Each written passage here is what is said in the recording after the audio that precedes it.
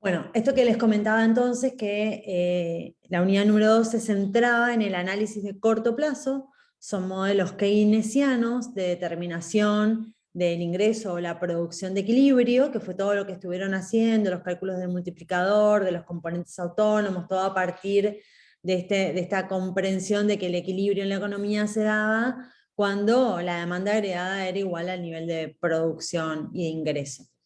Entonces, esos son todos modelos que se llaman modelos de corto plazo, modelos keynesianos, aparecen con el nombre modelo renta-gasto también. En fin, son todas las herramientas que ustedes estuvieron incorporando en la unidad número 2. En esta unidad vamos a trabajar lo que se conoce como mediano plazo. En el mediano plazo nos va a permitir hacer la deducción o entender qué es lo que pasa con la oferta agregada. Y lo que hay atrás de la oferta agregada es el mercado de trabajo. Entonces, lo que vamos a desarrollar entre esta clase y la próxima es comprender básicamente cómo funciona el mercado de trabajo, cómo es la determinación del salario y el nivel de empleo, qué significa la tasa natural de desempleo y la producción natural que está asociada a ese concepto. De ahí vamos a pasar al modelo completo de oferta agregada y demanda agregada. ¿Por qué? Porque de la unidad 2 podemos deducir, digamos, podemos traerla ahora y deducir la demanda agregada, y de esto que charlemos ahora vamos a entender cómo se genera la oferta agregada, y a partir de ahí vamos a tener el equilibrio en toda la economía de todos los mercados. Y entonces ahí vamos a poder hacer un poquito de estática comparada para chequear algunas situaciones o efectos de políticas o efectos de perturbaciones que pueda tener la economía. Adicionalmente a eso, vamos a comentar algunas ampliaciones que tienen que ver con el desempleo, la inflación, las causas, las consecuencias, eh, la curva de Phillips y la ley de Okun. Y las patologías la van a estudiar ustedes eventualmente, porque en vez de eso vamos a incorporar este módulo que yo les hablaba hace un rato de economía feminista. ¿Para qué? Para que ustedes tengan elementos de análisis del mercado de trabajo con una perspectiva de género. Puntualmente, apuntando, digamos, básicamente a las diferencias que hay en el mercado de trabajo entre varones y mujeres. Y de eso hay un montón para charlar. Mi idea es mostrarles algunos de los fenómenos que se miden en el mercado, y si es posible después conversar con alguien que haya calculado alguna de estas cosas y que nos pueda contar como los insights de esos temas. Entonces vamos a entrar a la determinación de los salarios y el nivel de empleo en el mercado de trabajo.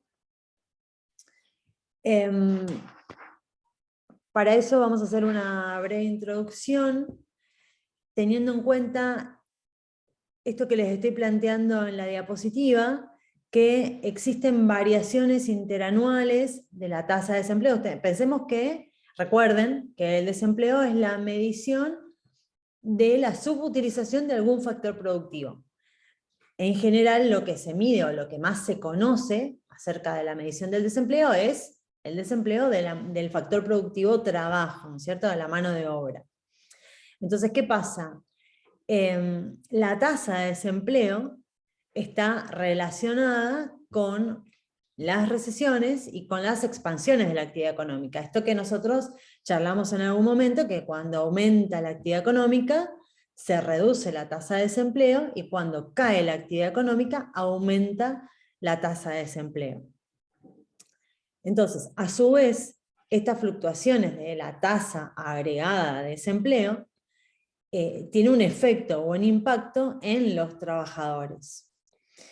Y en definitiva, esto que uno puede preguntarse, bueno, ¿cómo es ese impacto o cómo le afectan estas fluctuaciones a los trabajadores?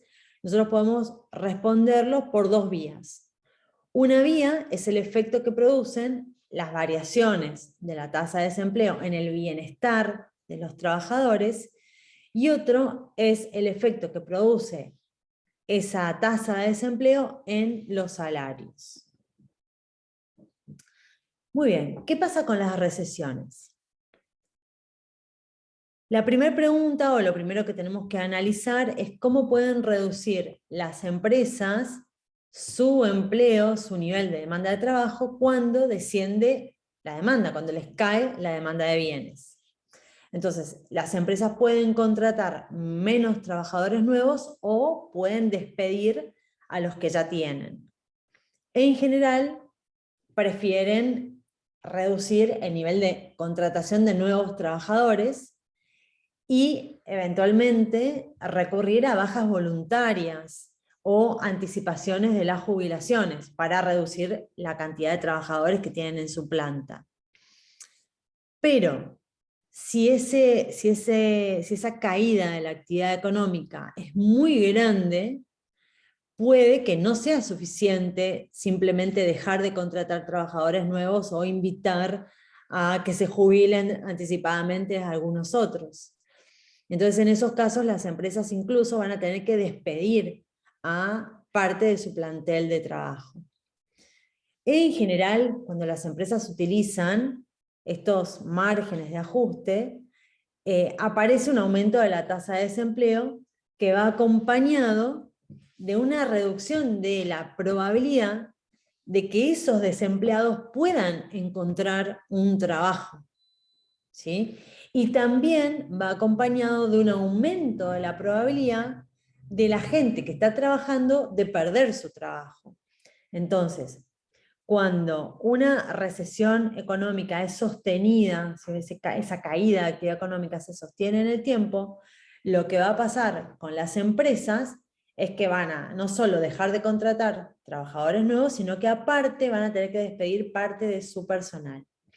¿Cómo se ve eso desde el lado del trabajador? Desde el lado del trabajador lo que tenemos son dos situaciones. Para aquellos que fueron despedidos y que están desempleados, les va a resultar muy difícil encontrar un trabajo nuevo, ¿sí? Por eso se asocia esto de que se reduce la probabilidad de que ellos puedan encontrar un trabajo. ¿Por qué? Por el contexto económico. Eso por un lado. Y por otro, para los que están trabajando, aumentan las probabilidades de perder el trabajo. Entonces es un momento de máxima vulnerabilidad por parte de los que están trabajando o de los que quieren trabajar. Entonces, cuando el desempleo es alto, el bienestar de los trabajadores empeora por dos vías. La probabilidad de que los trabajadores ocupados pierdan su empleo aumenta y la probabilidad de que los trabajadores desempleados puedan encontrar otro trabajo disminuye.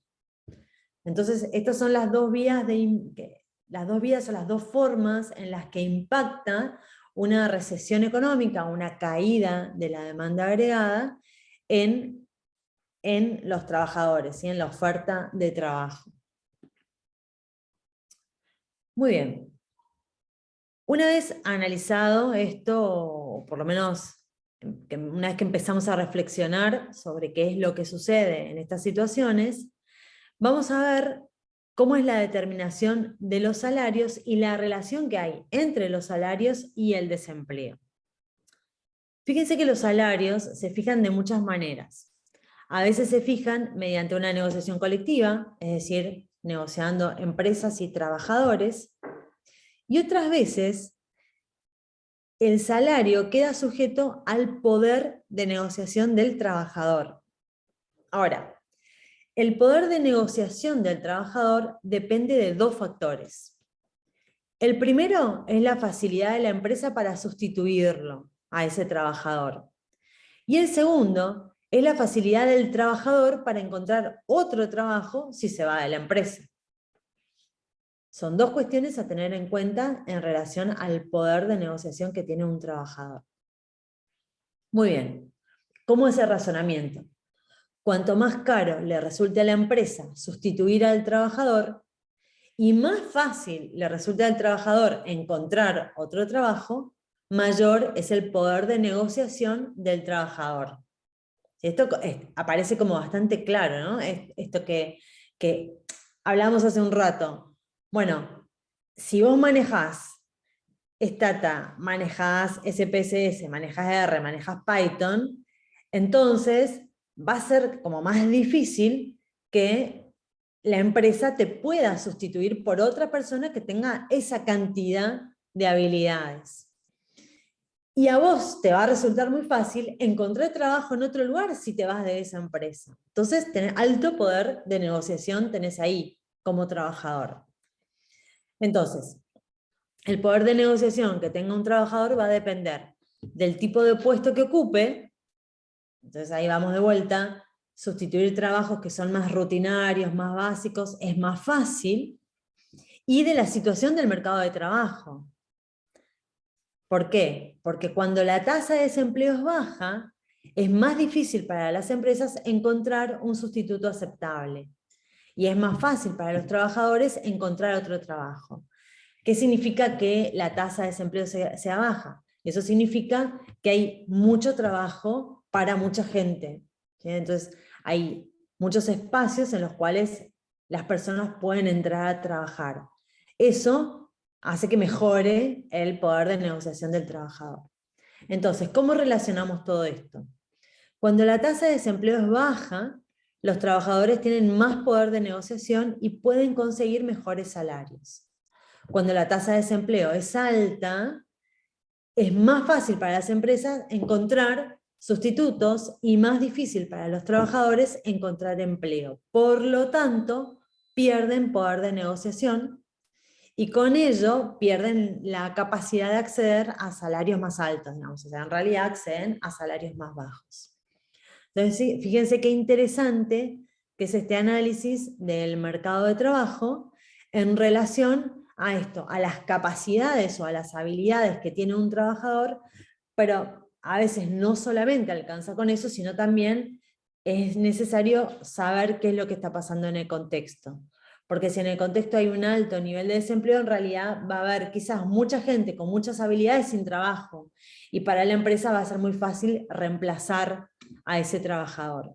En cambio, cuando la tasa de desempleo es baja, significa que todo el mundo está trabajando y entonces es más difícil hacer sustituciones de trabajadores o encontrar gente que tenga las mismas habilidades del que se está yendo o del que uno quiere que se vaya, digamos, depende de dónde lo mire. Muy bien.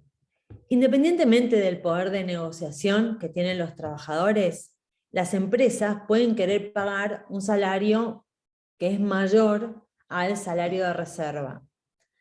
El salario de reserva como concepto es el mínimo salario al cual está dispuesto a trabajar una persona. Ese es el salario de reserva, el mínimo, el piso. Dice, bueno, yo para ir a trabajar necesito por lo menos cubrir el colectivo, pagar las cuentas del mes y que me quede para comer. Bueno, ese es el salario de eficiencia, el salario de reserva de cada uno de nosotros. O sea, cada uno tiene su salario de reserva. Ahora, ¿qué pasa? Las empresas podrían identificar ese salario de reserva y pagar solamente eso. De hecho, pasaba la revolución industrial, esa época, los salarios que se pagaban eran salarios de subsistencia o salarios de reserva. Salarios de subsistencia era como para que la gente coma y listo. Bueno, hoy por hoy eso también se podría hacer, lo que pasa que, bueno, hay un montón de convenios, digamos, a partir de la formación de los sindicatos y demás, hay un montón de protecciones para el trabajador que impiden que esto suceda, ¿no? Pero bueno, acá miremoslo desde el lado de la empresa, y entonces, bueno, como lo plantea el autor, dice, bueno, las empresas pueden querer pagar un salario más alto que el de reserva. ¿Por qué? Porque quieren que sus trabajadores sean productivos, y ese salario más alto les puede ayudar a conseguir ese objetivo. La mayoría de las empresas quieren que sus trabajadores estén a gusto en su trabajo, por lo menos en estas épocas, y el hecho de que se encuentren a gusto contribuye a que se haga bien el trabajo y que se eleve la productividad. Entonces, los empresarios comprendieron este ciclo virtuoso que hay entre un ambiente de trabajo agradable más un buen salario, todo eso potencia la productividad de los trabajadores. Entonces la empresa puede buscar pagar ese salario para conseguir esos objetivos. Acá les recomiendo que lean la parte del capítulo que es Henry Ford y los salarios de eficiencia, para ampliar esto. Bueno, en definitiva, los economistas llaman teorías de los salarios de eficiencia a las teorías que relacionan la productividad o la eficiencia de los trabajadores con el salario.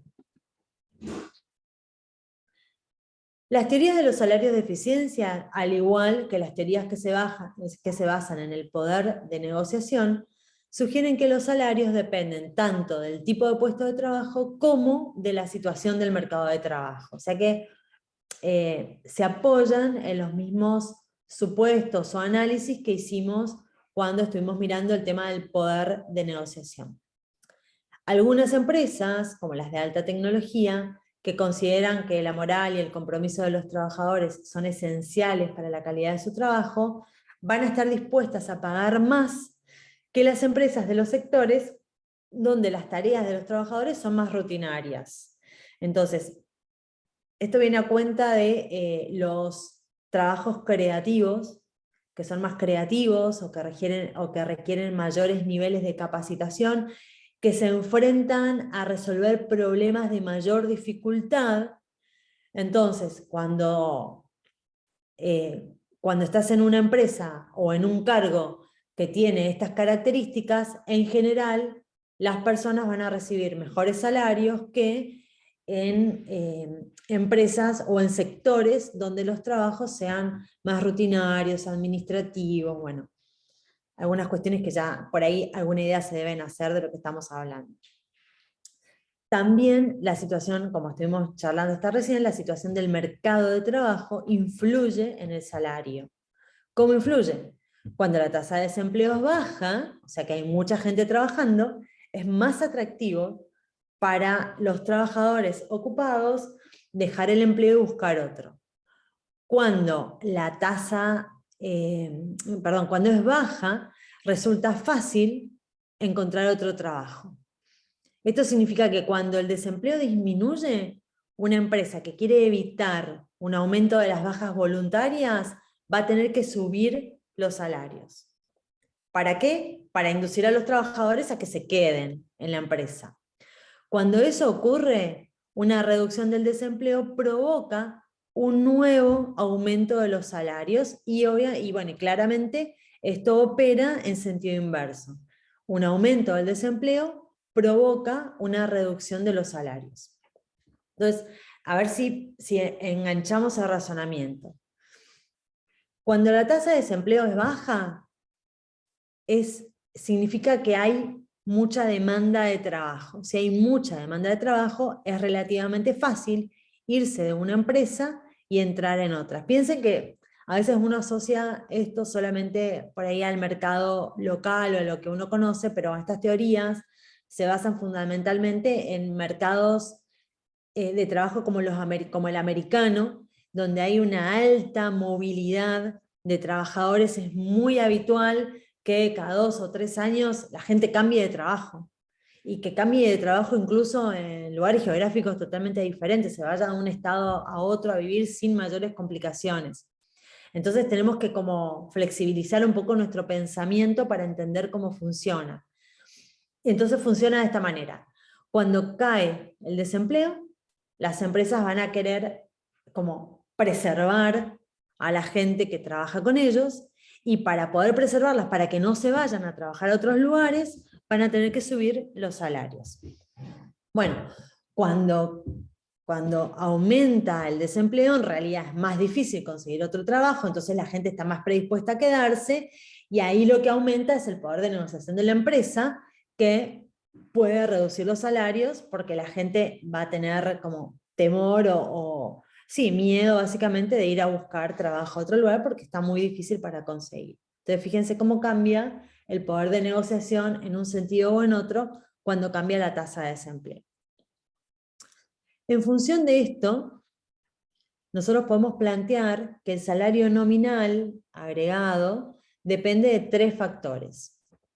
El nivel esperado de los precios, la expectativa de qué es lo que va a suceder con los precios, la tasa de desempleo, que la llamamos U, y una variable residual, que ahí adentro están cualquier otro tipo de variable que puede influir en el resultado de la fijación de los salarios.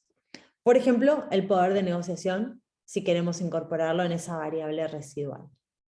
Vamos a mirar cada uno de estos factores por separado. ¿Cómo opera el nivel esperado de los precios? Ustedes se pueden imaginar, y más nosotros viviendo en un contexto inflacionario, que al trabajador no le interesa necesariamente la cantidad de billetes que va a recibir, sino la cantidad de bienes que puede comprar con su salario, con esos billetes que recibe todos los meses. En otras palabras, no le interesa el salario nominal que reciben, sino el salario nominal que reciben en relación con el precio de los bienes.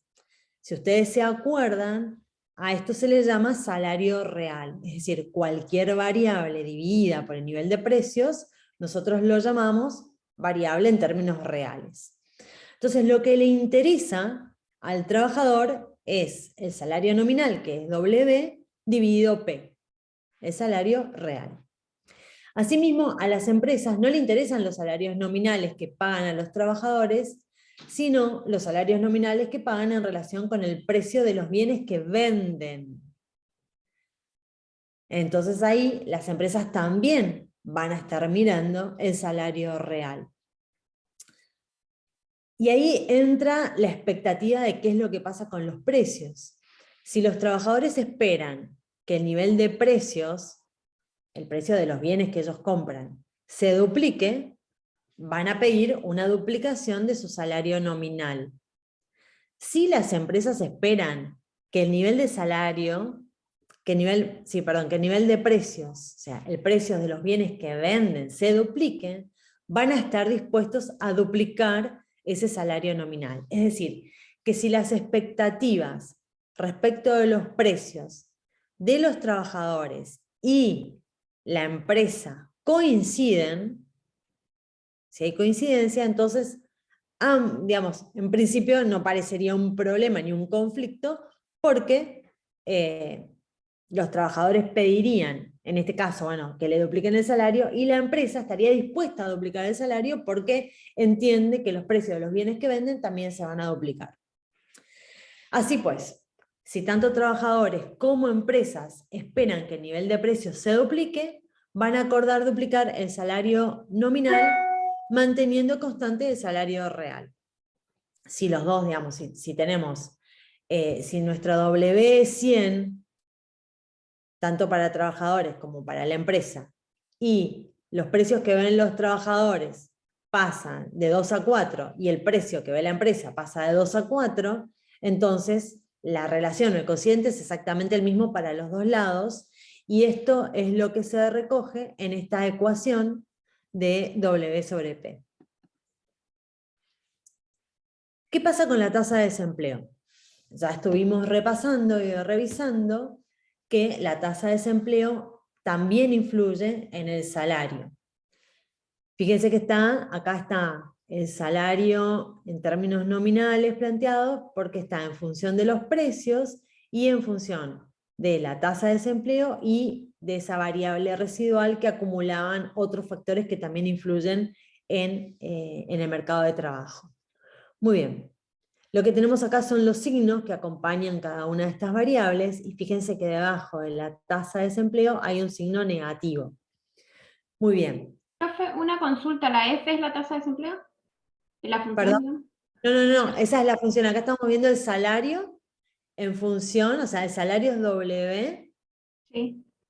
está relacionado con la expectativa de los precios. Después estos precios se pueden pasar dividiendo acá abajo, no quiero, ahí, se pasan dividiendo y te queda el salario real. F es una función, significa que es una función de la tasa de desempleo y de la variable residual Z. De los precios también, pero los precios quedan afuera porque después miramos el salario real, entonces lo afecta directamente, digamos.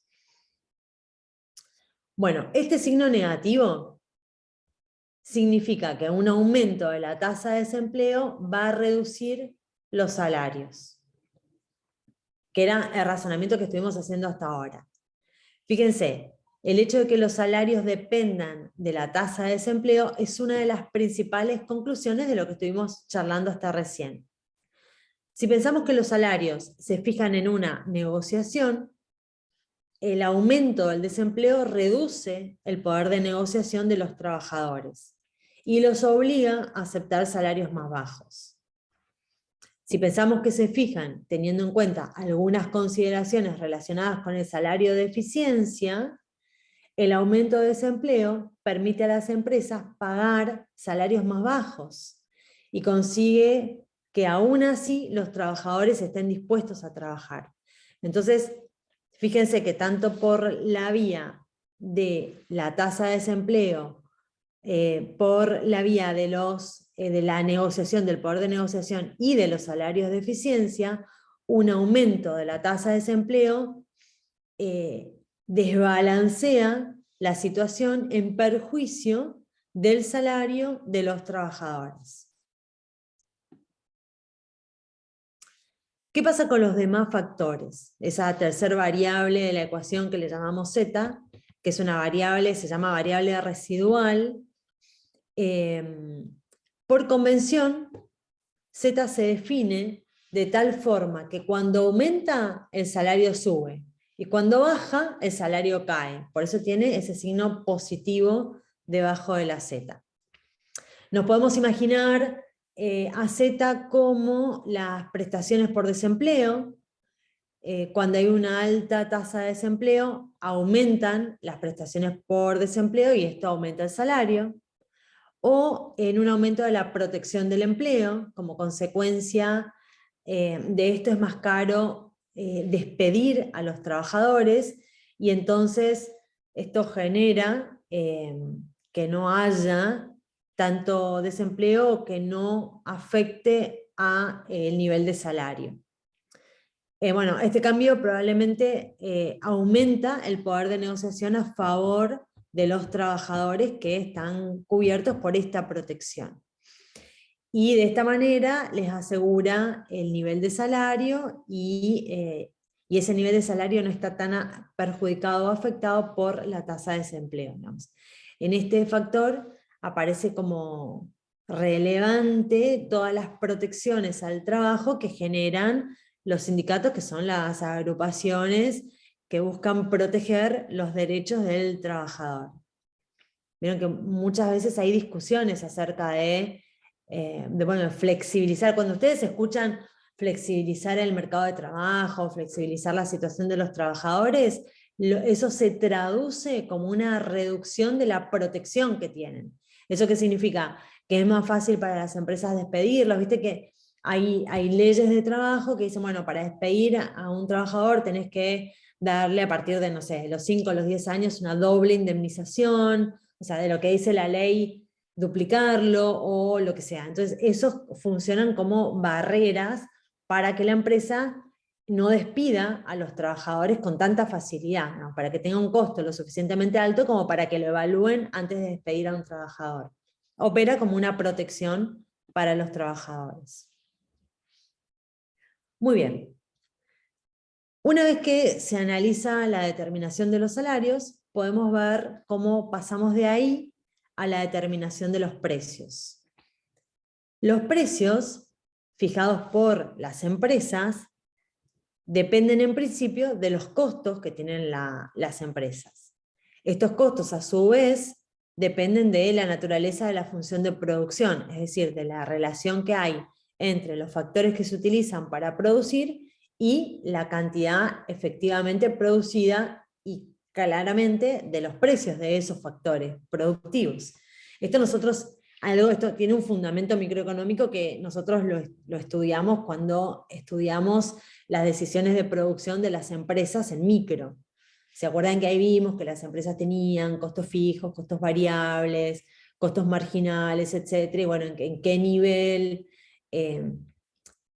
tenían que fijar sus precios para no perder, y cuando aparecían diferentes situaciones de mercado que de alguna manera validaban ese precio, o a veces era superior el precio de mercado, entonces tenían ganancias extraordinarias, a veces eran menor y tenían pérdidas, etc. Bueno, allá depende en qué estructura de mercado funcione la empresa. Acá estamos mirando la determinación de los precios de las empresas en toda la economía. Entonces nos vamos a imaginar que que hay una gran función de producción que resume, digamos, todas las funciones de producción de todas las empresas de la economía. Entonces tenemos que hacer ese nivel de abstracción.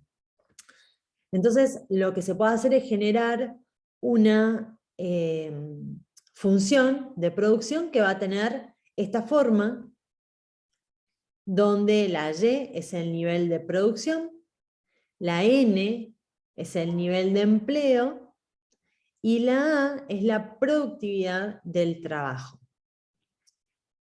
Esta manera de expresar la función de producción implica que la productividad de trabajo, o sea, la producción por trabajador, es constante e igual a A. Esto tiene atrás un supuesto, y el supuesto es que solo se utiliza el factor trabajo para producir, como si no existiera capital ni materias primas, y que no hay progreso tecnológico. O sea, es una ecuación o una función estática, y que tiene atrás un montón de consideraciones o de supuestos o simplificaciones. En definitiva, como nosotros estamos estudiando el mercado de trabajo, es consistente, digamos, el hecho de que nos imaginemos que solamente se usa, o que solo vamos a estudiar qué es lo que pasa con el factor productivo trabajo. Entonces, tenemos el supuesto de que la productividad del trabajo es constante, y entonces vamos a agregar una simplificación más. Podemos elegir las unidades de producción de tal forma que un trabajador produzca una unidad. En otras palabras, podemos decir que A, ese factor que representa la productividad del trabajo, vale 1. De esta manera podemos sacar al elemento tecnología del análisis, y nuestra función de producción se va a convertir en que el ingreso o el nivel de producción va a ser igual al nivel de empleo. Esto significa que el costo de producir una unidad, la función entonces de esta manera queda que la función de producción I igual a N implica que el costo de producir una unidad más es el costo de emplear a un trabajador más. Si yo quiero medir o calcular la producción marginal, acuérdense que todo lo marginal es una unidad más. Bueno, la producción marginal va a ser igual a el empleo marginal. Esto también nosotros lo podríamos poner en derivadas, pero no lo vamos a hacer de esa manera, lo vamos a plantear nada más en términos conceptuales. Utilizando entonces la terminología que nosotros ya trabajamos, el costo marginal de producción es igual al salario, va a ser igual al salario. ¿Por qué? Porque dijimos que producir una unidad más significa que tenemos que contratar a un trabajador más, y el valor de contratar, o el costo de contratar a un trabajador más, no es otra cosa que el salario. Y ahí queda el empalme o la secuencia para lo que sigue. Si estuviéramos en un mercado de competencia perfecta, el precio de una unidad de producción va a ser igual al costo marginal. Esto nosotros lo estudiamos allá en micro, donde para este caso que estamos aplicando ahora, el precio sería igual al salario. Pero muchos mercados de bienes no son competitivos, y las empresas cobran un precio superior a su costo marginal. Acuérdense cuando estudiamos monopolio, que habíamos hecho el análisis gráfico de monopolio, nosotros vimos que los monopolistas fijan un precio que está por encima de sus costos marginales y por eso tienen esos beneficios extraordinarios. Y eso aplica, capaz que con menos margen, a todo el resto de las estructuras de mercado que son de competencia imperfecta. Entonces, una manera de recoger esto o de reflejar esto es suponer que la empresa fija su precio de acuerdo con una fórmula o con una ecuación como la que tenemos representada acá, donde ahora U va a ser el margen del precio sobre el costo. Si los mercados de bienes fueran perfectamente competitivos, entonces esto va a ser esta U, después le voy a cambiar la letra, esta U va a ser igual a 0, 1 más 0 es 1, 1 por W es W, entonces el precio va a ser igual a W, que es el resultado de un mercado competitivo. En la medida en que no operan mercados competitivos y lo que hay son mercados no competitivos, entonces esta U va a tomar un valor mayor a 0 y va a sumar a 1, y bueno, y este resultado va a multiplicar por el salario, que en definitiva se va a traducir a los precios. Entonces, como lo que estamos queriendo reflejar es esta situación de que en la economía los mercados en su mayoría son no competitivos, son mercados de competencia imperfecta, y que las empresas tienen poder de mercado, entonces esta U, ese valor U, va a ser positivo y el precio va a ser más alto que el costo, que es el razonamiento que hicimos recién.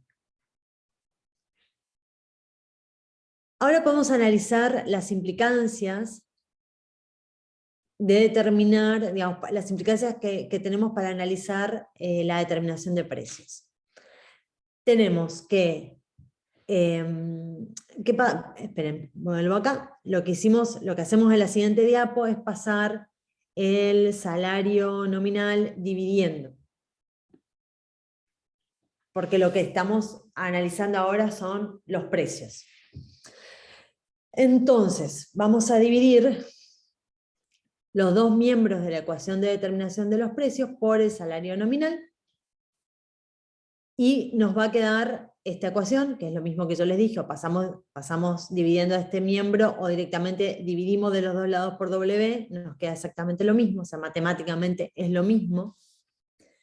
Y lo que tenemos es que el cociente entre el nivel de precios y el salario, digamos que implica la conducta de las empresas en la fijación de precios, va a ser igual a 1 más ese margen que planteábamos recién.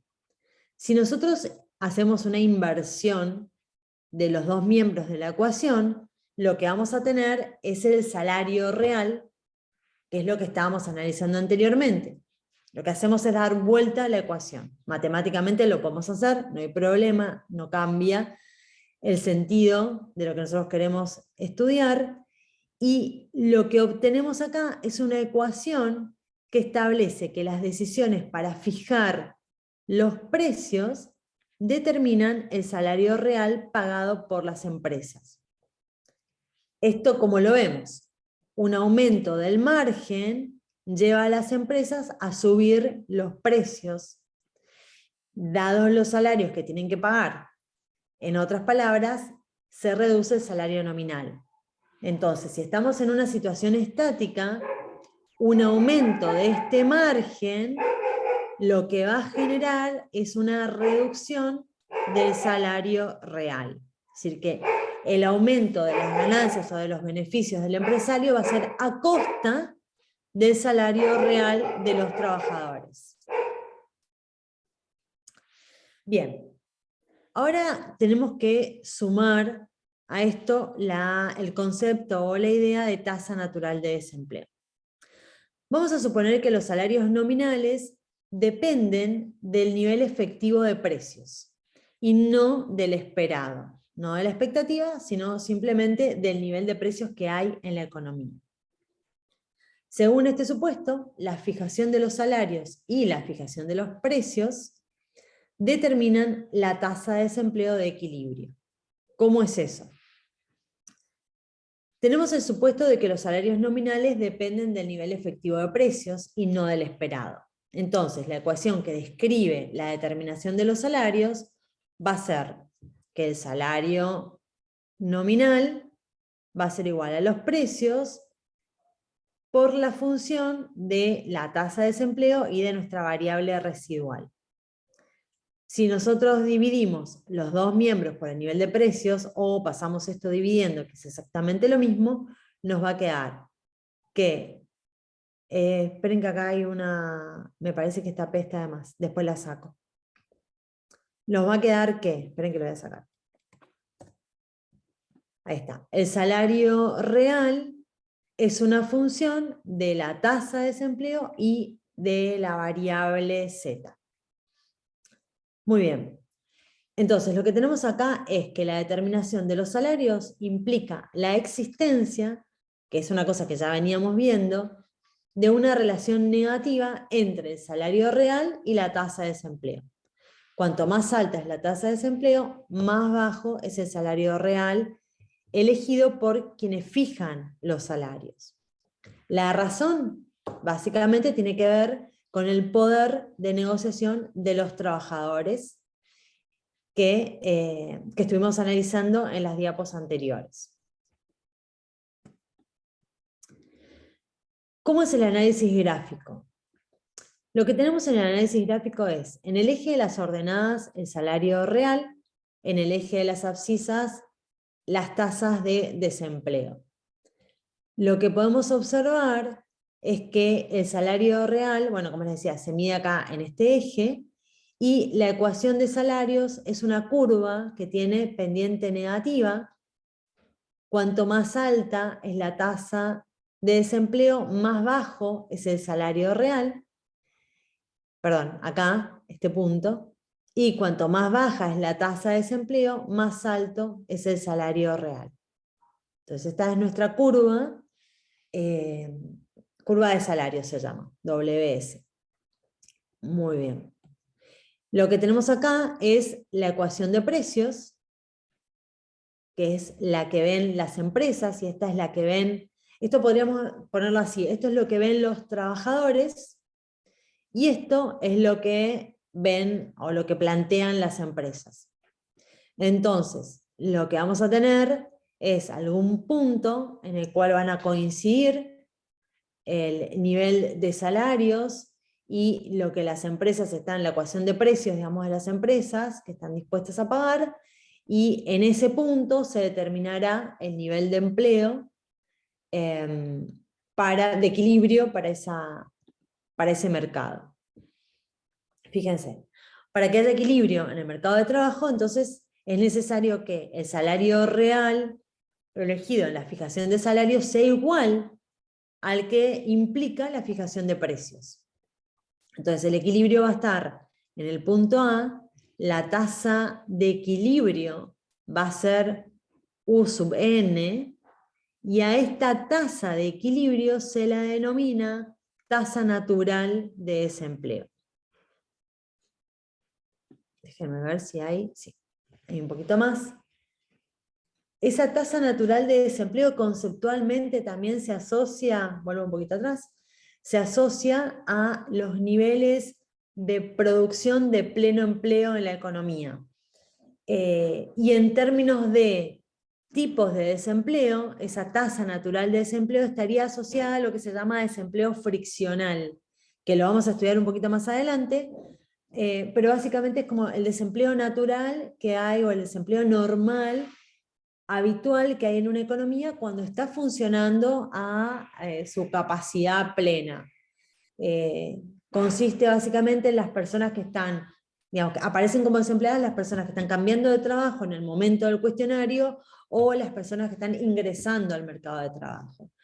En las economías desarrolladas ese valor ronda el 4 o 5%, es decir, que en una economía, si vos tenés un 4% de desempleo, ese desempleo es un desempleo friccional, es un desempleo asociado a esa tasa natural de desempleo, es un desempleo que no genera problemas, digamos, que no es un problema, sino que es un estado natural del mercado de trabajo donde hay gente que está entrando y saliendo de diferentes actividades. Por eso es tasa natural de desempleo. Bueno, uno puede jugar un poquito con esto, pensando, haciendo algunos ejercicios de estática comparada, pensando qué es lo que pasa cuando, por ejemplo, aumentan las prestaciones por desempleo. Nosotros habíamos analizado que esa variable residual Z tenía incorporadas justamente las cuestiones como son las protecciones laborales. Entonces lo que va a suceder es que un aumento de estas prestaciones va a aumentar esa variable Z. Como habíamos visto, esa relación funcional, cuando aumentaba la variable Z, la perspectiva de desempleo es menos complicada y el salario elegido en la fijación de los salarios sube, aunque la tasa de desempleo sea mayor. Entonces, compensa ese problema que generaba para los trabajadores los aumentos de la tasa de desempleo. ¿Cómo lo vemos? Lo vemos como un desplazamiento hacia afuera de nuestra curva WZ, nuestra curva de salarios, y ese desplazamiento hacia afuera de la curva de salarios lo que hace es trasladar el punto de equilibrio de A a A'. Y con eso la tasa natural de desempleo aumenta de UN a UN'. Entonces lo que tenemos es que cuando hay, digamos, si uno quiere hacer como un análisis o sacar una conclusión de qué es lo que sucede cuando aumentan las prestaciones por desempleo, lo que sucede es que hay un aumento de la tasa natural de desempleo. Y esto uno puede decir, bueno, profe, pero en realidad hay más desempleo que antes.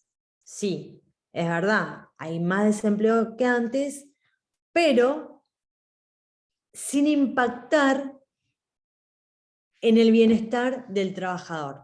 Eso es lo que estamos mirando acá, digamos. Lo que estamos mirando es que esa protección al trabajador se manifiesta para nosotros como un desplazamiento hacia afuera de la curva de salario, que implica un aumento de la tasa de desempleo, que en este caso lo que estamos viendo es la tasa natural de desempleo, pero que no redunda en un perjuicio del bienestar de los trabajadores, que era el origen de nuestras preguntas allá al principio de esta clase.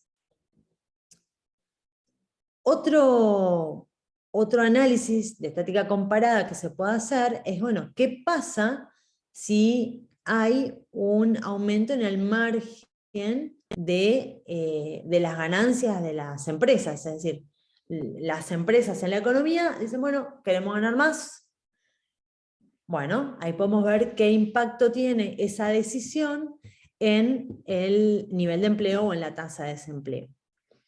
Lo que vamos a tener es que a medida que las empresas aumentan su poder de mercado, aumentan su margen de ganancia, o sea, esa letra mu, esto se traduce en una disminución del salario real pagado por las empresas. Y eso implica que la ecuación de precios se traslada hacia abajo. Entonces, cuanto más grande se hace esto, más chiquito se hace toda esta cuenta. Por eso se traslada para abajo desde acá hasta acá esta ecuación.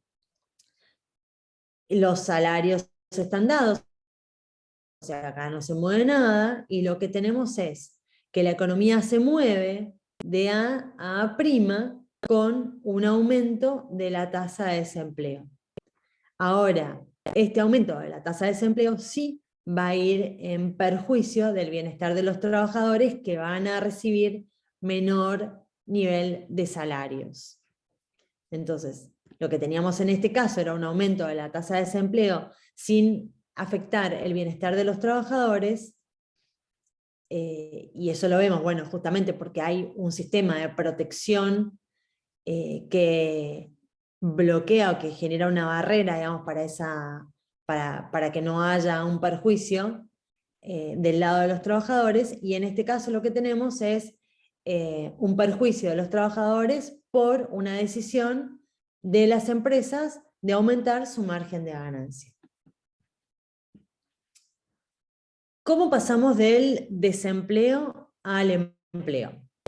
La tasa natural de desempleo va acompañada de un nivel natural de empleo, que es el nivel de empleo que existe cuando el desempleo es igual a su tasa natural. Entonces acá repasemos la relación que hay entre el desempleo, el empleo y la población activa. Si U es el nivel de desempleo, N es el nivel de empleo y L es la población activa, lo que vamos a tener es esta relación. Podemos simplificar y podemos operar esto y nos va a quedar que esta tasa de desempleo va a ser igual a 1 menos el nivel de empleo sobre la población activa. Entonces, en el primer paso lo que hacemos es deducir la definición de la tasa de desempleo, que va a ser el desempleo en relación al nivel de empleo, en relación a la población activa, y después lo que hacemos es deducir el hecho de que con la definición de la población activa, el nivel de desempleo es igual a la población activa menos el nivel de empleo. Bueno, esta es esta parte, perdón si las estoy mareando. Y en el tercer paso, se deduce simplificando la fracción. Entonces, reuniendo los tres pasos, llegamos a la conclusión de que la tasa de desempleo es igual a 1 menos el cociente entre el nivel de empleo y la población activa. Podemos reordenar los términos para hallar el nivel de empleo en función de la población activa y de la tasa de desempleo, y nos va a quedar que N, que es el nivel de empleo, va a ser igual a la población activa por 1 menos la tasa de desempleo. O sea, lo que hicimos fue pasajes de término para llegar a esta ecuación. Entonces, el empleo va a ser igual a la población activa L multiplicada por 1 menos la tasa de desempleo. Por lo tanto, si la tasa natural de desempleo es U sub n y la población activa es L, el nivel natural de desempleo va a ser N sub n. Si nosotros le ponemos valores a esto, podemos decir que la población activa es 150 millones, y la tasa natural de desempleo es 5%, entonces el nivel natural de empleo va a ser igual a 142 millones. Entonces reemplazamos cada uno de los valores en la ecuación de este lado y obtenemos cuál es el nivel de empleo natural en la economía. Entonces, si nosotros sabemos, después podemos buscar, investigar cuáles son las tasas naturales de desempleo en diferentes economías, y que como yo les decía hoy, donde están hechas las cuentas rondan el 4, el 5%. Entonces, bueno, con ese dato y el dato de la población activa, uno puede calcular cuál es el nivel natural de empleo en la economía. Muy bien. Entonces, el nivel natural de empleo va acompañado a un nivel natural de producción. Dada la función de producción que venimos utilizando, la simplificada, que dijimos que el nivel de producción es igual al nivel de empleo, es súper fácil hallar el nivel natural de producción y sub n. Entonces lo que hacemos es simplemente reemplazar el nivel de empleo por la ecuación que acabamos de plantear y vamos a tener el nivel de producción natural. Entonces, empleando la ecuación de equilibrio entre salario real y precios y las relaciones entre tasa de desempleo, empleo y producción, el nivel natural de producción va a satisfacer esta ecuación. Es decir, va a ser una función de 1 menos el nivel de producción natural dividido el nivel de población activa, y la variable residual Z. Y esto va a ser igual a 1 sobre 1 más la tasa de ganancia de las empresas, o sea, a los precios. El nivel natural de producción y su n entonces es tal que en la tasa de desempleo correspondiente, UN igual a, bueno, a esta ecuación que está acá, a 1 menos y sub n sobre L, el salario real elegido en la fijación de los salarios, que es el primer miembro de la ecuación, es igual al salario real que implica la fijación de los precios para las empresas. Entonces tenemos de un lado el equilibrio por parte de los trabajadores y por otro lado tenemos las condiciones por la parte de las empresas y en definitiva el nivel de producción natural va a surgir de la igualdad entre estas dos expresiones. No se asusten que no les vamos a pedir que hagan ejercicios de esto, solamente es para tener una idea de cómo es la secuencia de los pasos que hay para llegar a los niveles de empleo y los niveles de producción, y tomamos este concepto de tasa de desempleo natural asociada a la tasa de empleo natural, asociada al nivel de producción natural, porque es lo que se busca en la economía, llegar a esos niveles, es decir, que la economía esté operando en sus niveles de capacidad óptima. Y esos son los niveles de producción naturales. Muy bien. ¿Cómo es toda la secuencia entonces?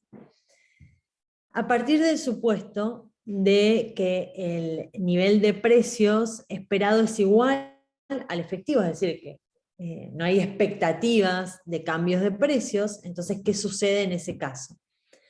El salario real elegido en la fijación de los salarios es una función decreciente de la tasa de desempleo, que es esa curva con pendiente negativa que graficamos hace un rato.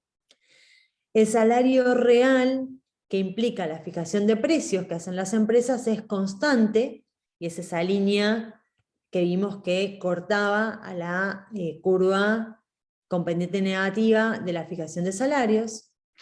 Para que haya equilibrio en el mercado de trabajo, el salario real elegido en la fijación de los salarios tiene que ser igual al salario real que implica la fijación de los precios, y esta igualdad va a determinar la tasa de desempleo. La tasa de desempleo de equilibrio se conoce con el nombre de tasa natural de desempleo, y la tasa natural de desempleo va acompañada de un nivel natural de empleo y de un nivel natural de producción. Muy bien. Con esta información nosotros podemos pasar al modelo completo de oferta agregada y de demanda agregada para evaluar los efectos de políticas y de perturbaciones. Vamos entonces a ver cómo es el análisis de la oferta agregada. La relación de oferta agregada muestra cómo afecta la producción al nivel de precios. Se obtiene a partir de la conducta de los salarios y de los precios que ya estuvimos estudiando. Nosotros vimos que la determinación, para la determinación de los salarios usamos una ecuación que es que los salarios nominales tienen que ver con el precio esperado y son una función indirecta de la tasa de desempleo y directa de la variable residual Z. La determinación de los precios, cuando incorporamos este esquema de mercados que no son competitivos, tiene esta forma. Tenemos a 1 multiplicado por el nivel de ganancia que quieren las empresas, y esto afecta al nivel de salarios nominales. Muy bien.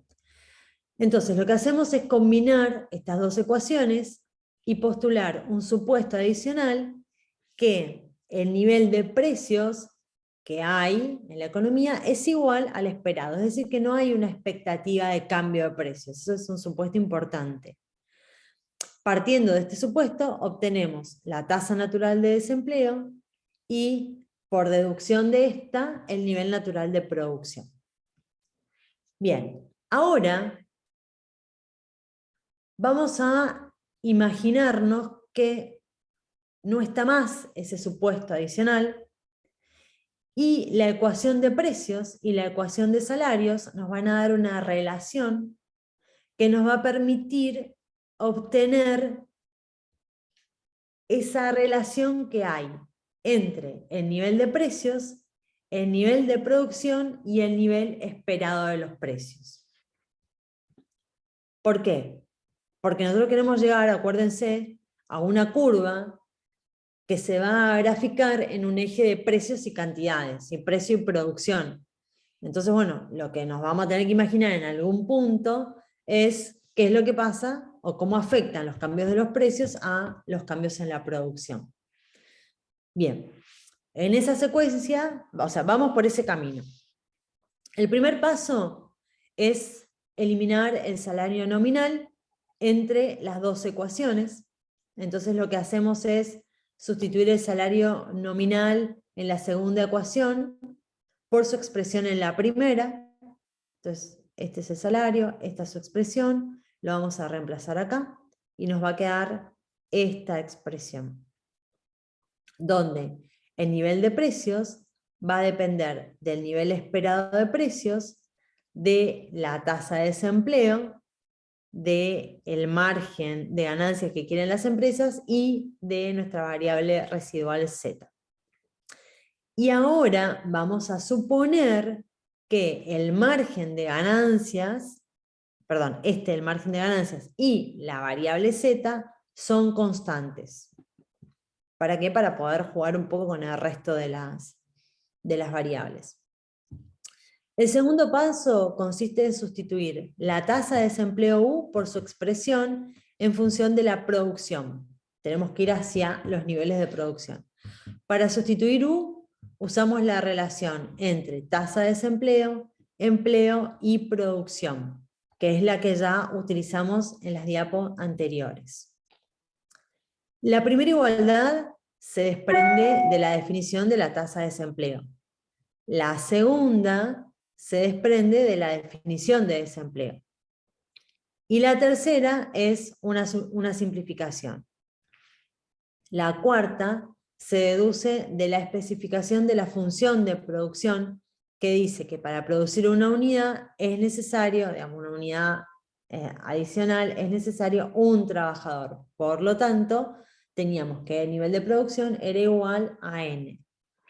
Entonces, llegamos a esta expresión que muestra que la tasa de desempleo va a ser igual a 1 menos el nivel de producción dividido la población activa.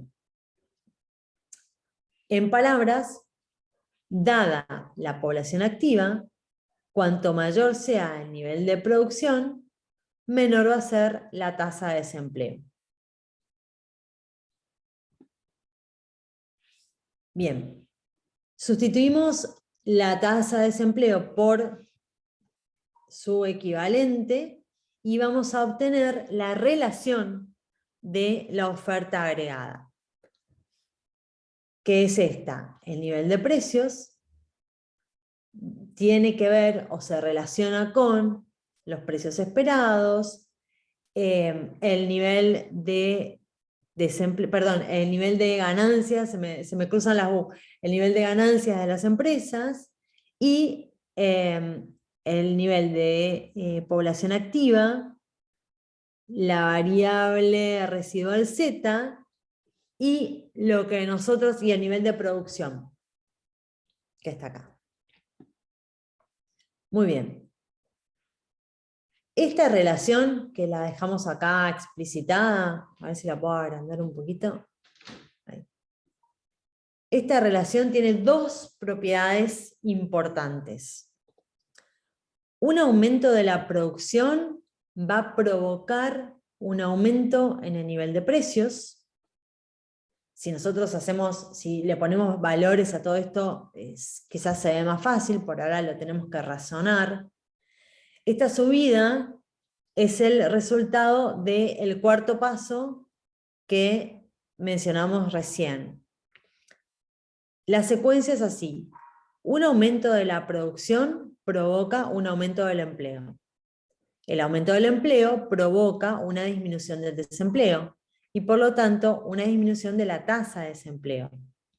La reducción de la tasa de desempleo provoca una subida del salario nominal y el aumento del salario nominal provoca una subida de los precios fijados por las empresas y por lo tanto una subida en el nivel de precios.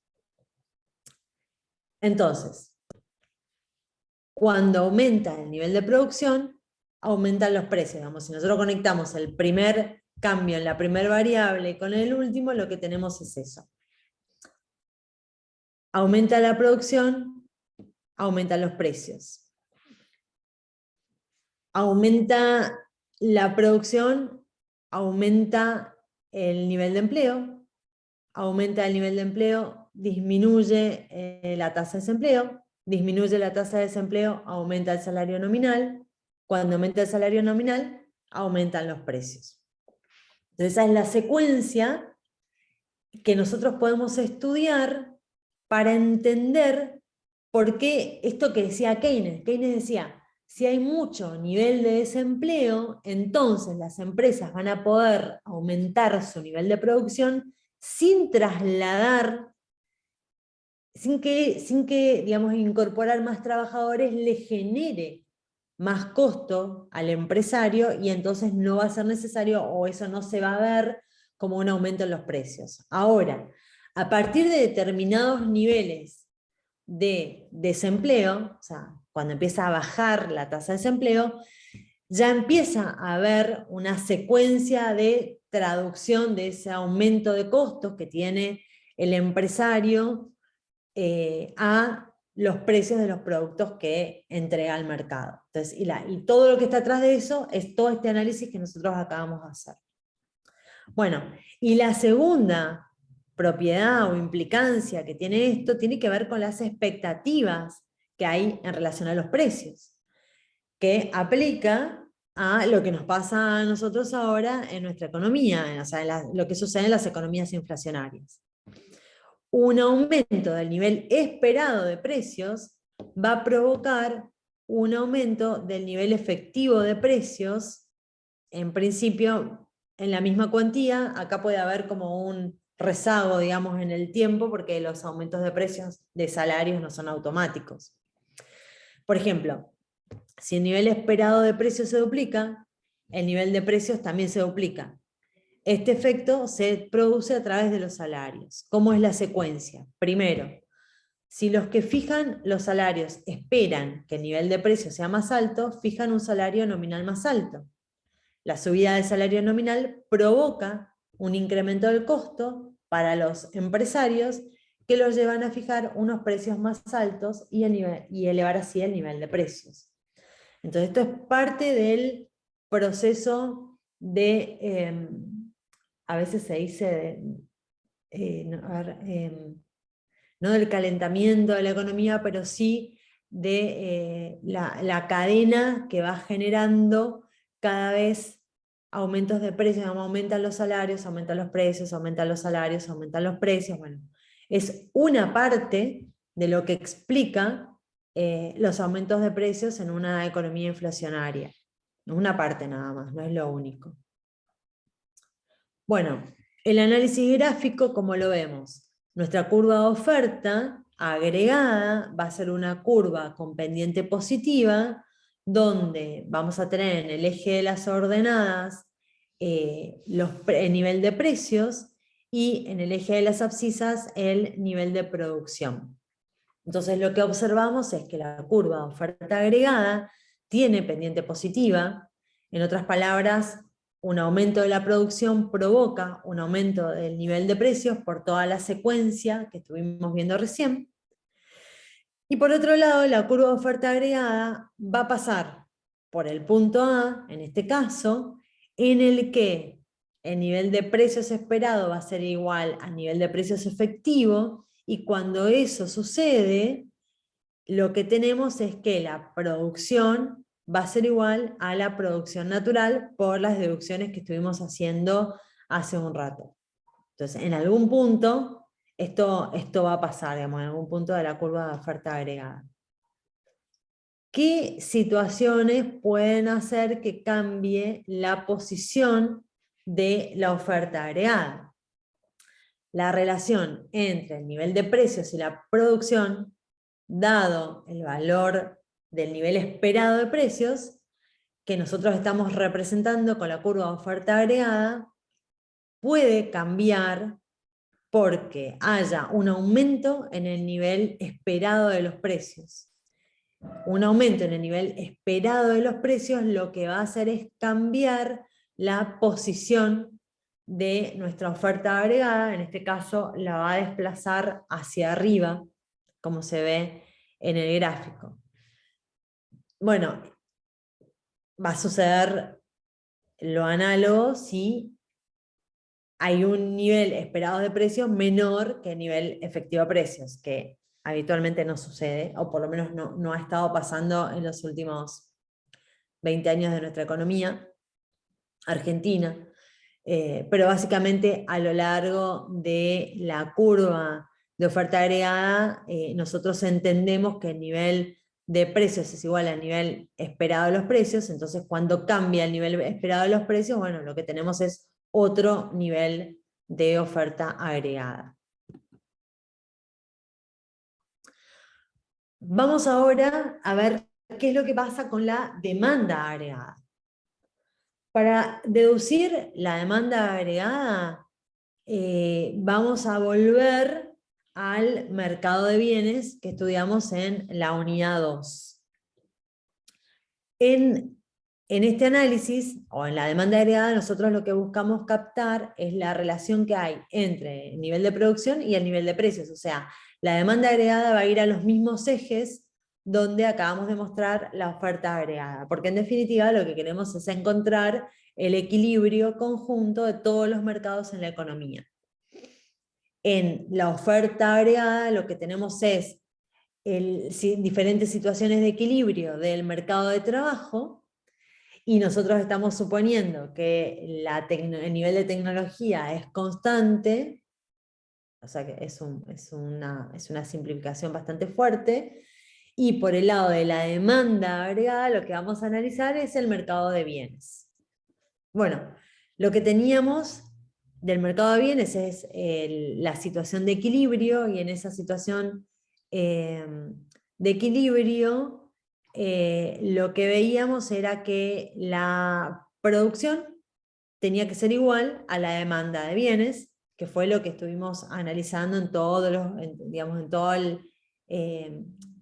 el proceso de evolución de nuestro modelo del mercado de bienes, que fuimos, ¿se acuerdan?, de lo más simple hasta lo más complejo. Y en definitiva, esa demanda de bienes no es otra cosa que la suma del consumo, la inversión y el gasto público.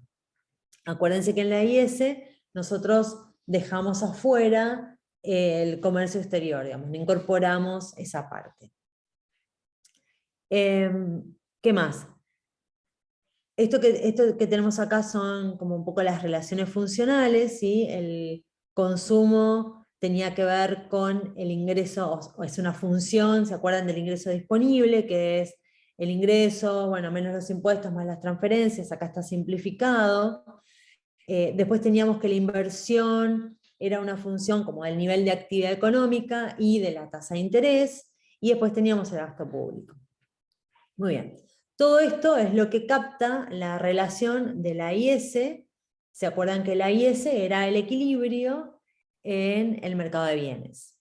Y después, por otro lado, teníamos el equilibrio en el mercado de dinero, que era, o que se daba cuando la cantidad real de dinero era igual a la demanda de dinero, que era una función del ingreso y de la tasa de interés. Muy bien. A esa relación dijimos que la llamábamos LM. Ahora, nosotros podemos escribir a la relación de la demanda agregada de esta manera, ¿sí? Diciendo que la producción es una función creciente de la cantidad real de dinero, del gasto, y de los impuestos en forma negativa. Acuérdense que siempre los impuestos restan. Bien. Ahora, lo que vamos a hacer es, o lo que les voy a explicar, es la deducción gráfica, cómo se hace el análisis gráfico, para deducir la curva de demanda agregada, digamos, cómo se llega a la curva de la demanda agregada. Para eso vamos a partir de una situación de equilibrio, acá en el primer panel, que es equilibrio 1, donde tenemos la IS y la LM, es decir, el mercado de bienes y el mercado de dinero en equilibrio simultáneo, y nos vamos a imaginar que hay una disminución de los precios. Acuérdense que cuando hacemos análisis gráfico para deducir una curva, acá lo que estamos haciendo es básicamente pasar del gráfico que tenemos acá arriba al gráfico que tenemos acá abajo. ¿Qué coincide? Coincide que en el eje de las abscisas, en los dos casos, tenemos el nivel de renta, el nivel de ingreso, el nivel de producción. En el primer panel tenemos la tasa de interés y en el panel de abajo tenemos los precios. Nosotros queremos llegar acá. ¿Cómo hacemos para llegar acá? A ver, voy a ver si se los puedo como ir graficando. Vamos a dejar esto chiquitito acá, por ahora. Muy bien. En este equilibrio 1 lo proyectamos, este nivel de ingresos y de producción lo proyectamos al panel de abajo. Cuando lo proyectamos al panel de abajo tenemos una parte de lo que necesitamos. Nos imaginamos que en este nivel de equilibrio hay un nivel de precios asociado que es P1. Este P1 tiene que ver con este nivel de equilibrio y con eso marcamos como el primer punto de nuestra curva de demanda agregada. Es como el punto de partida. Bueno, bien. Ahora, dijimos, lo que queremos, digamos, para deducir la demanda agregada necesitamos saber cuál es el impacto del cambio de los precios, del cambio de precios en el mercado de, el mercado de bienes y en el mercado de dinero. Bien. Entonces, para eso usamos el modelo ISLM. Cuando cambian los precios, en este modelo le impacta al mercado monetario, al mercado financiero. Un cambio de precios, ¿se acuerdan que dónde aparece? Aparece que acá está como un auxiliar, una cuenta, un gráfico auxiliar. Tienen la situación inicial con M sobre P, o sea, la cantidad real de dinero en la economía, y la demanda de dinero, o sea, esta es la oferta, esta es la demanda, este es el equilibrio, y este es el equilibrio que se asocia a este nivel de LM y a este nivel de tasa de interés. Bien, ahora, nosotros vamos a estudiar qué es lo que sucede en este equilibrio cuando caen los precios. Cuando caen los precios, nosotros nos imaginamos un nivel de precios menor, que es este P2, y lo proyectamos para este lado. Lo que nos falta saber es este nuevo nivel de precios, a qué nivel de actividad económica se refiere, ¿sí? O a qué nivel de producción va a determinar este nivel de precios.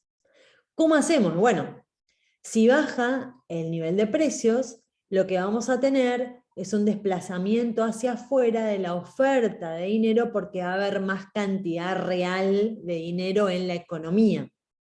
Eso nosotros lo vemos como un desplazamiento hacia afuera de la oferta de dinero. Este desplazamiento hacia afuera de la oferta de dinero, nosotros lo estudiamos como un desplazamiento de la LM hacia la derecha y hacia abajo. ¿Hasta dónde? Hasta el nuevo nivel de tasa de interés de equilibrio, donde la oferta de dinero corta a la demanda de dinero. Ahí vamos a tener la tasa de interés de equilibrio, la proyectamos hasta este eje y ahí sabemos hasta dónde va a llegar la LM. La LM está acá, se va a desplazar hasta este punto de tasa de interés. Ahora sí podemos saber cuál es el nivel de actividad económica que genera este nuevo nivel de precios, que es este, que es I sub 2. Proyectamos I sub 2 hacia abajo, y entonces tenemos el segundo punto de nuestra curva de demanda agregada, y ahí sí podemos trazar la línea que nos permite graficar la demanda agregada. Ahora tenemos la demanda agregada en el plano P de precios y Y de renta y producción, y lo que vamos a ver es que nos muestra esa pendiente negativa que nosotros ya conocemos de la demanda tradicional micro. Bueno, la pendiente de la demanda agregada macro tiene la misma forma y refleja la misma relación, es decir, que cuando bajan los precios aumenta la producción, la renta y la actividad económica en la economía. O esa es la relación que hay, ¿no? Esa relación negativa entre esas dos variables. Bien. Entonces, ¿qué vamos a tener? Que cualquier otra variable distinta del nivel de precios que desplace a la curva IS o a la LM va a desplazar a nuestra demanda agregada. Entonces, las políticas de demanda, fiscales o monetarias, y las variaciones de los otros componentes autónomos que forman parte de la demanda agregada, van a modificar la posición de la demanda agregada. Cuando cambian los precios, nos movemos a lo largo de la curva de demanda, y cuando cambia cualquier otra variable que afecte a la IS o a la LM, va a cambiar de posición la demanda agregada.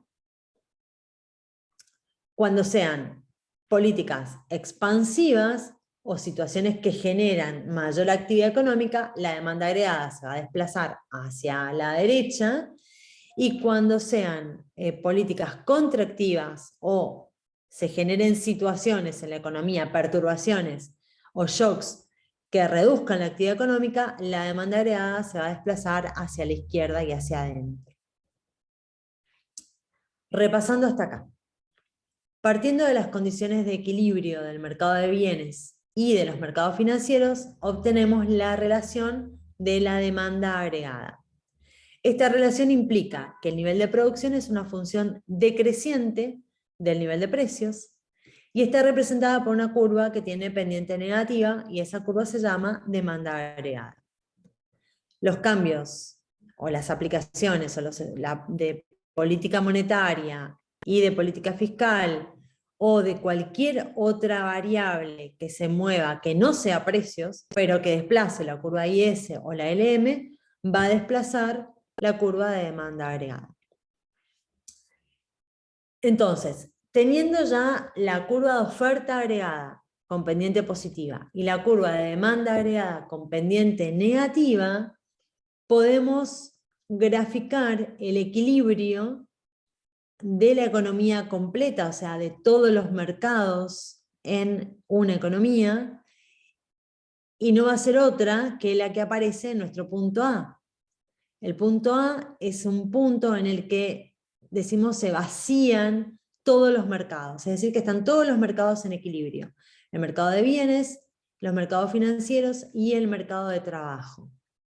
Con lo cual, el nivel de producción y el nivel de precios son los niveles de equilibrio en la economía.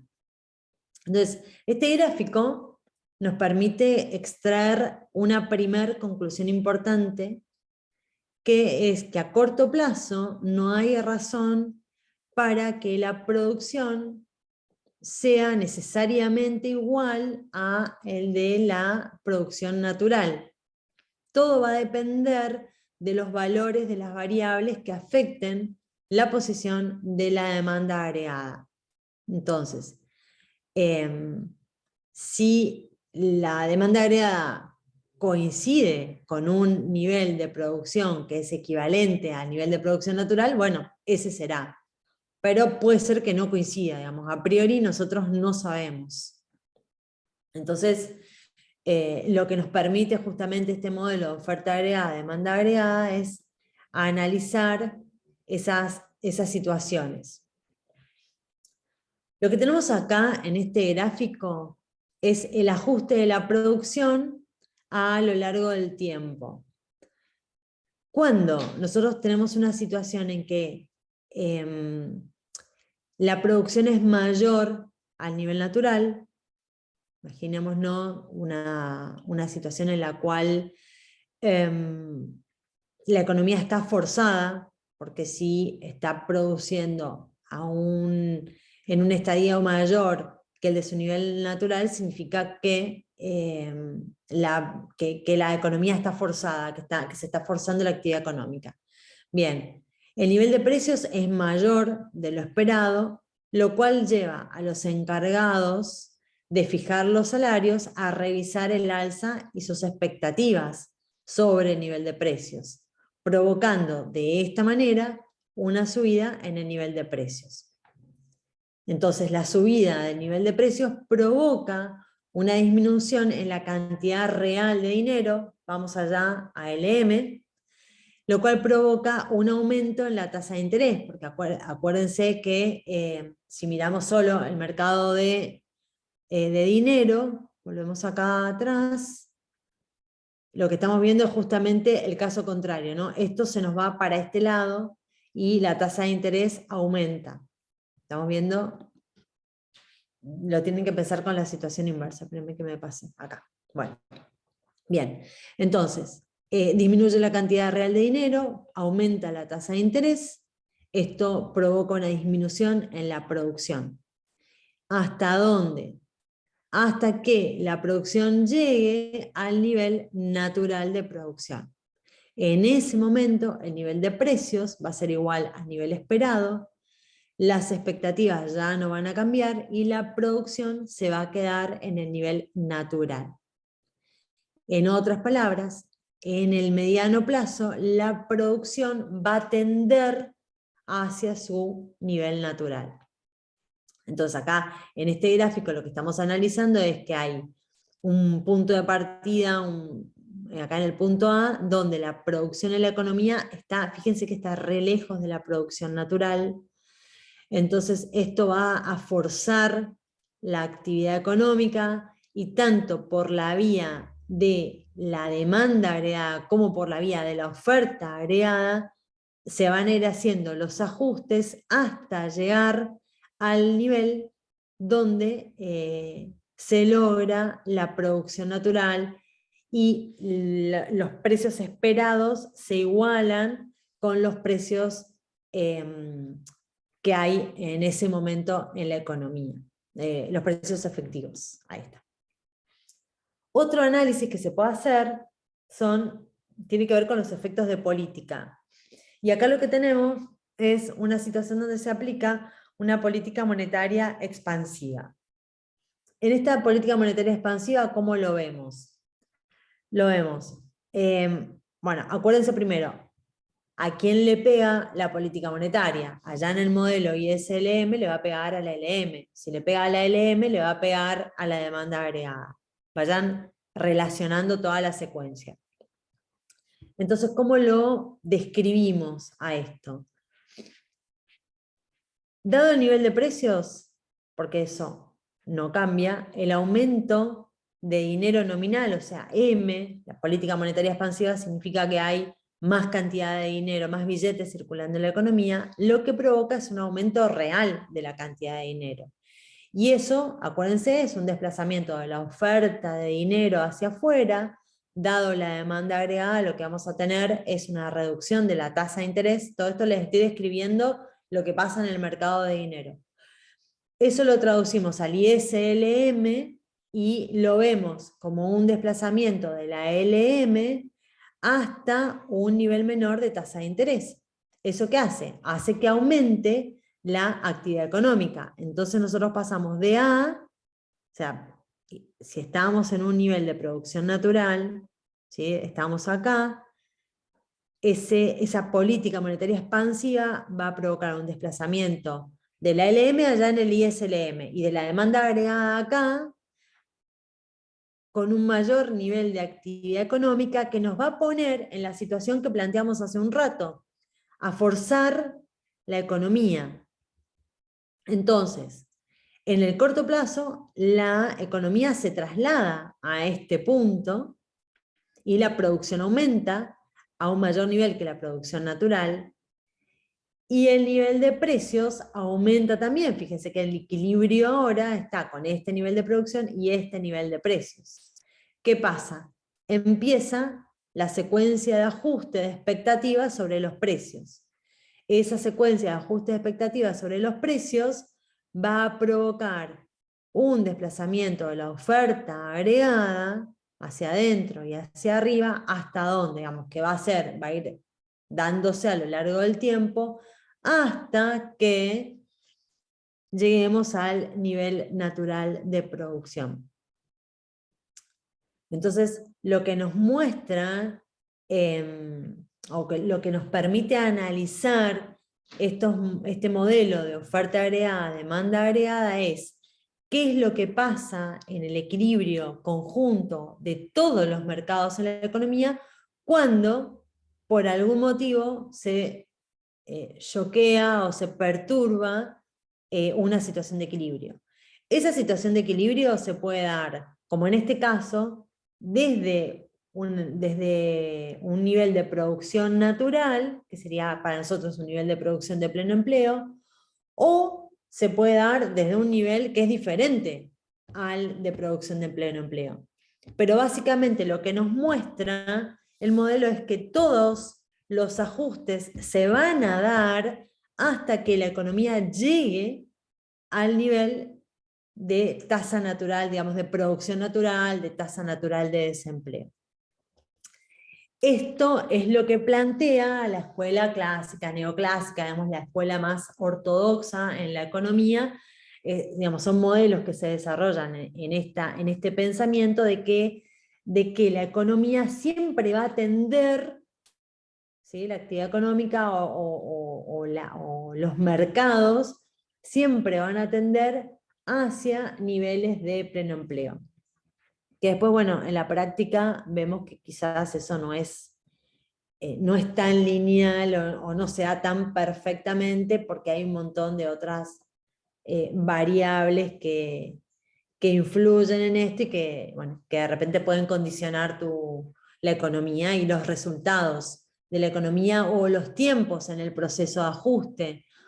Porque lo que puede suceder es que lleve mucho tiempo pasar de un punto a otro, y bueno, y en ese tiempo lo que suele pasar, sobre todo en situaciones de recesión, es que afecta al bienestar de las familias y de los trabajadores.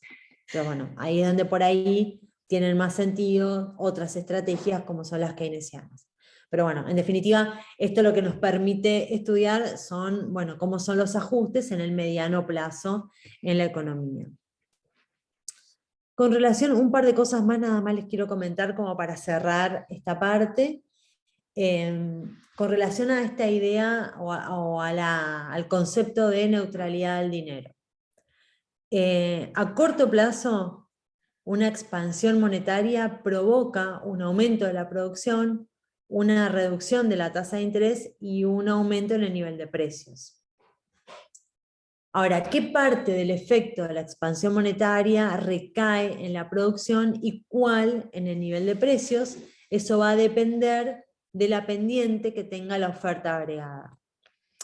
Con el paso del tiempo, el nivel de precios va a subir y los efectos de esa expansión monetaria en la producción y en el tipo de interés, la tasa de interés, van a desaparecer. A mediano plazo, el aumento de la cantidad nominal de dinero que le dio origen a ese aumento de actividad económica que se estaba buscando, en realidad desaparece y no tiene influencia finalmente ni en la producción ni en el tipo de interés. Entonces, lo que nos están diciendo es que incorporamos este concepto de neutralidad del dinero a mediano plazo, es decir, a corto plazo el aumento de la cantidad nominal de dinero sí impacta en la producción, Pero la oferta agregada y la demanda agregada van a hacer su proceso de ajuste hacia el nivel de producción natural, y entonces puede ser que si esa expansión monetaria hizo que la economía se fuera más allá de los niveles naturales de producción, lo que va a pasar es que la economía va a volver hacia ese nivel de producción. Hablamos de neutralidad de dinero, entonces, ¿cuándo? Esto quiero ser bien clara. Cuando la política monetaria expansiva te lleva más allá del nivel de producción natural. Ahora, si la economía hubiera estado por acá, ¿sí? En un nivel por acá, entonces no habría neutralidad del dinero. Finalmente, te hubieras ido o a este nivel o un poquito más allá y volverías acá, pero habría aumentado la producción. Entonces, todo depende de dónde está, digamos, de dónde está la economía. Qué tan lejos o qué tan cerca está de su nivel de producción natural. Muy bien. Y última reflexión que tiene que ver con el corto frente al mediano plazo. Los cambios de política y los cambios en el clima económico pueden producir efectos diferentes en el corto y en el mediano plazo. Entonces, este modelo lo que nos permite es examinar los efectos de una expansión monetaria, de una reducción del déficit y de una subida del precio del petróleo, por ejemplo, puede aplicar a esto. Una expansión monetaria afecta a la producción en el corto plazo, pero no en el mediano plazo. De nuevo, siempre teniendo en cuenta desde dónde, cuál es nuestro punto de partida. Una disminución del déficit presupuestario reduce la producción y el tipo o la tasa de interés a corto plazo y puede reducir la inversión. Pero a mediano plazo, la tasa de interés baja, la producción retorna a su nivel natural y la inversión aumenta. Entonces, una subida del precio del petróleo reduce la producción no solo a corto plazo, sino también a mediano plazo y así sucesivamente. Bueno, esto se puede analizar gráficamente después, lo pueden hacer. Esta diferencia entre los efectos a corto plazo de política macro y los efectos a mediano plazo es una de las razones por las cuales los economistas discrepan, ¿no? Es esto que yo les decía recién. Bueno, a ver, ¿qué es más importante? ¿Resolver el corto plazo o dejar que los mercados ajusten en el mediano plazo? ¿Cuáles son las urgencias? ¿Hay urgencias o no hay urgencias? Entonces, bueno, depende del contexto macroeconómico, qué tipo de estrategias son más adecuadas en un caso o en otro. O qué tan lejos estamos del nivel de producción natural. ¿Podemos estimular la demanda agregada con una política monetaria o con una política fiscal para llegar a un nivel de producción natural, o nos pasamos? Si nos pasamos, la economía va a volver a ese estado de producción natural. Pero si estamos muy lejos, o sea, muy lejos del otro lado, digamos, o sea, con muy bajo nivel de actividad económica, esas políticas expansivas te van acercando a esos niveles deseables de actividad económica. Y por último, comentarles esto que nosotros venimos estudiando desde la unidad 1 y la unidad 2, básicamente que lo que tenemos cuando uno estudia la coyuntura económica es que permanentemente hay perturbaciones de la oferta agregada, de la demanda agregada o de ambas, y estas perturbaciones pueden ser por cambios en el consumo, ya sea porque cambia la confianza de los consumidores, por cambios en la inversión, porque cambia la confianza de los empresarios, por cambios en la demanda de dinero, porque se modifica el ingreso o la tasa de interés, por cambios, bueno, acá en el precio del petróleo son cambios exógenos, digamos, al modelo, para nosotros son perturbaciones. También puede verse a que haya políticas específicas como leyes tributarias, programas de inversión en infraestructura, decisiones del Banco Central de luchar contra la inflación. Bueno, fíjense todas las situaciones que generan perturbaciones o que te choquean los equilibrios en conjunto de todos los mercados. Cada perturbación provoca efectos dinámicos. Dinámicos significa que son efectos secuenciales a lo largo del tiempo en la producción y en sus componentes. Estos efectos dinámicos se llaman mecanismos de propagación y estos efectos producen que una perturbación en la actividad pueda ser mayor al principio y menor con el paso del tiempo, o al revés. Pueden ser pequeños al principio y tener impactos muy fuertes después. Así que todo esto hace a la complejidad del manejo de una economía a nivel macro, donde, fíjense, todas las variables que están metidas cuando uno tiene que pensar o diseñar estrategias para salir de una situación de recesión, para pelear contra la inflación, para resolver temas de desempleo. Fíjense que cada una de las variables, la tasa de desempleo afecta al mercado de trabajo, el mercado de trabajo afecta a la oferta agregada. Bueno, todo eso, todas esas interrelaciones, ustedes las tienen en este cuadrito, donde pueden ver el esquema de oferta y demanda agregada y cómo se van interrelacionando todas las variables, que fue lo que nosotros vinimos estudiando hasta ahora. Empezamos allá con ese modelo súper sencillo del mercado de bienes nada más, donde había solamente familias y empresas, y lo fuimos complejizando, agregándole el sector público. Después pudimos hacer la deducción, o sea, analizar el equilibrio del mercado de bienes a partir de la tasa de interés, o sea, incorporando ese parámetro en el análisis, cómo le afecta a la inversión y, bueno, y qué efectos tiene en la producción. Después estudiamos el mercado de dinero. Dijimos, bueno, ahí tenemos la oferta de dinero, la demanda de dinero. La oferta, bueno, tiene que ver con el Banco Central, la demanda de dinero tiene que ver con la tasa de interés, con los motivos por los cuales se demanda dinero. El equilibrio en el mercado termina permitiéndonos a nosotros llegar a la LM. La IS y la LM lo que nos muestran es el equilibrio conjunto del mercado de bienes y el mercado de dinero. A partir de ahí podemos deducir la demanda agregada, cuando cambian los precios, cómo le pega al mercado de dinero, cómo le pega eso al equilibrio en el ISLM, y cómo se deduce la demanda agregada. Por otro lado, estudiamos el mercado de trabajo, vimos cómo se determinan los salarios, cómo se determinan los precios por parte de las empresas, cómo se llega a los diferentes niveles de tasas de desempleo, cómo la tasa de desempleo afecta a su vez a la capacidad de negociación que tienen los trabajadores, aparte de los otros factores que también estudiamos. Bueno, es altamente compleja el análisis simultáneo y todas las interrelaciones que se generan entre todas estas variables, y bueno, y obviamente cómo esto uno lo traduce a lo que pasa en la economía. A partir de acá,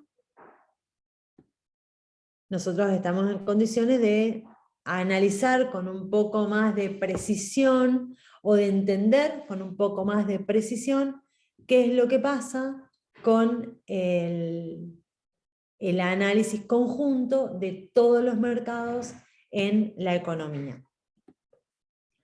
Voy a dejar acá, porque me parece que ya es mucho.